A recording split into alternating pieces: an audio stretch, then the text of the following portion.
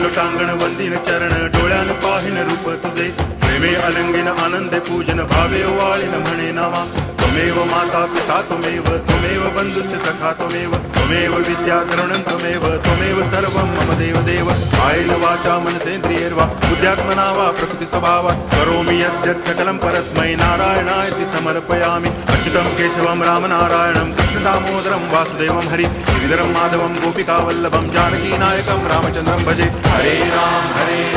Ram Ram Hare Hare Hare Krishna